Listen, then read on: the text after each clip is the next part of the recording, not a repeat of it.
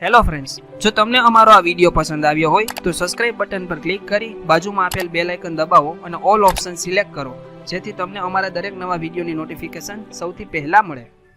Hello friends, કેમ છો? મજામાં? તો સ્વાગત છે તમારું યુટ્યુબ ચેનલની આ ડિજિટલ સિરીઝમાં, જેની અંતર્ગત રોજ ધોરણ 9 અને ધોરણ 10ના વિદ્યાર્થીઓ માટે ગણિત વિષયના વિડીયોઝ અપલોડ કરવામાં આવે છે. તો આજે આપણે જોઈશું ધોરણ 9ના ગણિત વિષયનું ચેપ્ટર નંબર 7, જેનું નામ છે ત્રિકોણ. તો આ છે આ ચેપ્ટરનો ભાગ નંબર 30. આગળના 1 થી 29 સુધીના પાઠમાં આપણે આ ચેપ્ટરની પ્રસ્તાવના જોઈ લીધી, ત્યારબાદ ઉદાહરણ નંબર 1 થી 8 જોઈ લીધા. આ ઉપરાંત પ્રમેય નંબર 7.1, પ્રમેય નંબર 7.2 અને પ્રમેય નંબર 7.3 પણ જોઈ લીધા. આ ઉપરાંત સ્વાધ્યાય 7.1, સ્વાધ્યાય 7.2 અને સ્વાધ્યાય 7.3ના દરેકે દરેક દાખલાઓ જોઈ લીધેલા છે. તો હજી સુધી જો તમે 1 થી 29 પાર્ટ ન જોયેલા હોય તો તેની લિંક મેં નીચે ડિસ્ક્રિપ્શન બોક્સમાં આપેલી છે, ત્યાંથી તમે દરેક પાર્ટ ચેક કરી શકશો. તો આજે આપણે પાર્ટ નંબર 30માં જોઈશું ઉદાહરણ નંબર 9. પરીક્ષાની દ્રષ્ટિએ આ ઉદાહરણ ખૂબ જ ઇમ્પોર્ટન્ટ છે, તો છેલ્લે સુધી આ વિડીયોને જોજો, જેથી આ ઉદાહરણ તમને સરળતાથી સમજાઈ જાય. આ ઉપરાંત આપણી આ ડિજિટલ સિરીઝ છે, તેની અંદર આપણે ગણિત વિષયના અન્ય ચેપ્ટર્સ જેવા કે બહુપદી છે, યામ ભૂમિતિ છે, આ ઉપરાંત રેખાઓ અને ખૂણાઓ જેવા ઘણા બધા ચેપ્ટરના સોલ્યુશન્સ પણ જોઈ લીધેલા છે. તો તેની લિંક પણ નીચે ડિસ્ક્રિપ્શન બોક્સમાં આપેલી છે, ત્યાંથી તમે દરેક ચેપ્ટર જોઈ શકશો. તો ચાલો જોઈએ ઉદાહરણ નંબર 9. તો ઉદાહરણ 9ની રકમ આપેલી છે કે ત્રિકોણ એબીસીની બાજુ બીસી પર એડી બરાબર 80 થાય તેવું બિંદુ ડી છે. તો અહીંયા આપણને એક આકૃતિ આપેલી છે, તેમાં આપણને કહ્યું છે કે આ એસીની લંબાઈ અને એડીની લંબાઈ કેવી છે? સમાન છે. તો સાબિત કરવાનું કહ્યું છે કે એબી ગ્રેટર ધેન એડી, મતલબ કે આ એબીની લંબાઈ છે તે આ એડીની લંબાઈ છે તેના કરતાં મોટી છે, તેવું આપણે સાબિત કરવાનું છે. તો આપણે કઈ રીતે સાબિત કરી શકીશું? તો જુઓ, અહીંયા આપણને એસીની લંબાઈ અને એડીની લંબાઈ કેવી આપેલી છે? સમાન આપેલી છે. તો અહીંયા લખવાનું કે ત્રિકોણ એડીસીમાં, તો શું થશે? ત્રિકોણ એડીસી લખો અથવા ડીએસી લખો, કોઈ પણ ચાલે. તો ત્રિકોણ ડીએસીમાં શું થશે? તો કે એડીની લંબાઈ અને એસીની લંબાઈ સમાન છે, માટે એડી બરાબર 80. બરાબર.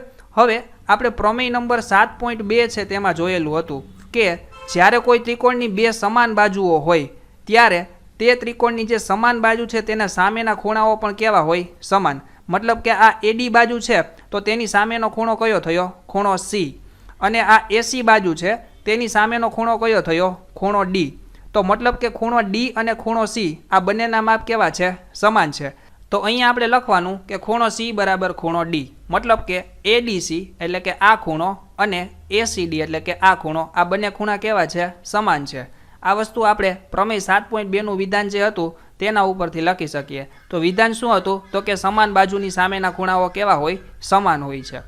હવે આપણે છઠ્ઠું ચેપ્ટર રેખાઓ અને ખૂણાઓ જે ચેપ્ટર છે તેમાં એક કન્સેપ્ટ જોયેલો હતો કે ધારો કે એક આવી રીતે આમ ત્રિકોણ હોય, આપણે આ ત્રિકોણને કહીએ ત્રિકોણ એડીસી. આ એક ત્રિકોણ છે એડીસી. તેમાં આપણે આ જે સીડી બાજુ છે તેને આપણે આ બાજુ આમ લંબાવીએ અને આપણે આ બાજુ છે તેને નામ આપીએ બી. બરાબર. તો અહીંયા આ એડીબી આ ખૂણાનું માપ કેટલું થાય? તો કે આ ખૂણો છે તેને શું કહેવાય? પહેલાં તો આ ખૂણાને કહેવાય બહિષ્કોણ. શું કહેવાય? બહિષ્કોણ. મતલબ કે આ ત્રિકોણ છે તેની બહારની બાજુ આવેલો ખૂણો છે, તેથી આ ખૂણાને શું કહેવાય? બહિષ્કોણ. તો આપણે આ બહિષ્કોણનો કન્સેપ્ટ જોયેલો હતો. તો આ બહિષ્કોણનું માપ આ ત્રિકોણના અંદર જે સામેના બે ખૂણાઓ છે, ખૂણો એ અને ખૂણો સી, તેના સરવાળા બરાબર થશે. આ વસ્તુ આપણે બહિષ્કોણના કન્સેપ્ટમાં જોયેલી હતી. મતલબ કે ખૂણો ડી છે, ખૂણો ડી, તેનું માપ કેટલું થાય? તો કે ખૂણો એ વત્તા ખૂણો સી તેના જેટલું થશે. બરાબર. તો હવે આપણે આ વસ્તુનો ઉપયોગ અહીંયા કરીશું. તો જુઓ, અહીંયા આપણને ત્રિકોણ આપેલો છે, ત્રિકોણ એબીડી, આ ત્રિકોણ. બરાબર. તેમાં આ ડી ખૂણો છે તે શું છે? બહિષ્કોણ છે. તો આ બહિષ્કોણ ડીનું માપ કેટલું હોય? ખૂણા ડીનું માપ. તો આ ખૂણાનું માપ આ ખૂણો બી અને ખૂણો એ છે તેના સરવાળા બરાબર થાય. ખૂણો બી અને ખૂણા એના સરવાળા બરાબર થશે. બરાબર. અહીંયા તો અહીંયા આપણે લખવાનું કે અહીં ખૂણો એડીસી એટલે કે આ ખૂણો શું છે? તો કે ત્રિકોણ એબીડી છે તેનો બહિષ્કોણ છે. તો આ ખૂણો બહિષ્કોણ હોય એનો મતલબ શું થયો? કે ખૂણા ડીનું માપ એ ખૂણો બી અને ખૂણા એના સરવાળા બરાબર થશે. બરાબર. તો હવે જુઓ, અહીંયા બી ખૂણાનું માપ અને એ ખૂણાનું માપ આપણને કંઈક આપેલું હશે. બરાબર. તો હવે ધારો કે હું આ એ ખૂણાના માપને ધ્યાનમાં ન લઉં, તો માત્ર ખૂણા બીને જ ધ્યાનમાં લઉં છું, તો આનો મતલબ શું થયો? કે ખૂણા ડીનું માપ છે તે ખૂણા બીના માપ કરતાં કેવું હોય? મોટું થઈ ગયું. તો કે હા. શા માટે? તો કે આ ખૂણાને હું ધ્યાનમાં લેતો નથી. તો આપણને જ ખબર છે કે ખૂણો ડી છે તે બી અને એના સરવાળા બરાબર છે.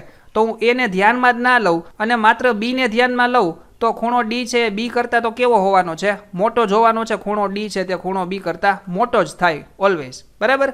તો અહીંયા આપણે લખવાનું કે માટે ખૂણો એડીસી, આ ખૂણો એડીસી એટલે કે આ ખૂણો તે આ ખૂણા કરતાં કેવો છે? મોટો છે. એબીડી કરતાં કેવો છે? મોટો. કારણ કે અહીંયા ખૂણો ડી છે એ બી અને એના સરવાળા બરાબર છે.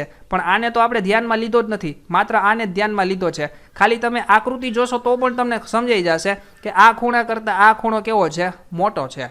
બરાબર. તો અહીંયા લખવાનું કે એડીસી એ ખૂણા એબીડી કરતાં કેવો છે? મોટો છે. તો હવે તો આપણને ખબર જ છે કે આ ખૂણો એડીસી એટલે કે આ ખૂણો અને આ ખૂણો કેવા છે? સમાન છે. જોયો, હમણાં જ આપણે અહીંયા જોયેલું હતું ને કે આ બંને ખૂણા કેવા છે? સમાન. કારણ કે આ બંને બાજુ સમાન છે, તો સમાન બાજુ હોય તેની સામેના ખૂણાઓ કેવા હોય? સમાન હોય છે. તો મતલબ કે આ ખૂણો અને આ ખૂણો કેવો છે? સમાન. તો ખૂણો એડીસી અને ખૂણો એસીડી બે સમાન હોય તો આ એડીસીની જગ્યાએ હું એસીડી લખી શકું? તો કે હા, લખી શકાય. તો આપણે અહીંયા આ એડીસીની જગ્યાએ ખૂણો એસીડી લખીએ. તો અહીંયા આપણે લખીએ ખૂણો એસીડી ઇઝ ગ્રેટર ધેન ખૂણો એબીડી. બરાબર. તો હવે જુઓ, એસીડી એટલે કે આ આટલો ખૂણો થયો, આ એસીડી, અને એબીડી એટલે આ આટલો ખૂણો થયો. તો હવે હું આ એસીડી ન લખું અને એસીબી લખું તો ચાલે? તો કે હા, ચાલે. કારણ કે અલ્ટિમેટલી ખૂણો સીને જ આપણે ધ્યાનમાં લઈએ છીએ. તો આપણે લખીએ ખૂણો એસીબી. અહીંયા શું લખીએ? ડીની જગ્યાએ લખીએ છીએ બી. તો ખૂણો એસીબી ગ્રેટર ધેન, અહીંયા આપણે જોઈએ ખૂણો બી મતલબ કે એબીડી. તો આપણે એબીડીની જગ્યાએ શું લખીએ? એબીસી. તો આપણે અલ્ટિમેટલી ખૂણા બીને ધ્યાનમાં લઈએ છીએ, એબીસી. તો અહીંયા લખ્યું આપણે ખૂણો એબીસી. બરાબર. તો હવે જુઓ, આપણે ત્રિકોણ એબીસીમાં એક ખૂણો જોયો ખૂણો સી અને બીજો જોયો ખૂણો બી. તો આપણને ખબર છે કે ખૂણા સીનું માપ એ ખૂણા બીના માપ કરતાં કેવું છે? મોટું છે. તો આપણે પ્રસ્તાવનાનો વિડીયો છે તેમાં જોયેલું હતું કે ધારો કે કોઈ એક ત્રિકોણ આવી રીતે આમ છે, તો તે ત્રિકોણમાં જે બાજુ મોટી હોય તેની સામેનો ખૂણો કેવો હોય? સૌથી મોટો. જે બાજુ સૌથી મોટી હોય તેની સામેનો ખૂણો કેવો હોય? સૌથી મોટો. તો જુઓ, અહીંયા બી અને ખૂણો સી, તો તેમાં સૌથી મોટો ખૂણો કયો છે? ખૂણો સી. તો તેની સામેની બાજુ કેવી હોય? સૌથી મોટી. મતલબ કે એ બી બાજુ કેવી થાય? મોટી. તો અહીંયા આપણે લખીએ એ બી, તે આ ખૂણા બીની સામેની બાજુ કઈ છે? એસી. તો તેના કરતાં કેવી થશે? મોટી. તો મતલબ કે એ બી છે તે એસી કરતાં મોટી છે. તો આ એ બીની લંબાઈ તે એસીની લંબાઈ કરતાં કેવી છે? મોટી છે. તો હવે આપણને એ તો ખબર જ છે કે એડીની લંબાઈ અને એસીની લંબાઈ કેવી છે? સમાન છે. તો આપણે એસીની જગ્યાએ શું લખીએ? એડી. તો અહીંયા લખીએ એડી. તો લખો એ બી ગ્રેટર ધેન એડી. તો આપણને શું સાબિત કરવાનું કહ્યું હતું? કે એ બી ગ્રેટર ધેન એડી. તો જે વસ્તુ આપણે સાબિત કરી દીધી. તો આ રીતે આ દરેક વસ્તુને તમે સાબિત કરી શકો છો. તો આશા છે કે આ દરેક વસ્તુ તમને સમજાઈ ગઈ હશે. તો આવી જ રીતે દરેક પ્રકારના દાખલાનું ડિજિટલી સોલ્યુશન મેળવવા માટે જરૂરથી સબસ્ક્રાઇબ કરો આ યુટ્યુબ ચેનલને, જેથી દરેક નવા વિડીયોની નોટિફિકેશન તમારા સુધી સૌથી પહેલાં પહોંચે. Thank you.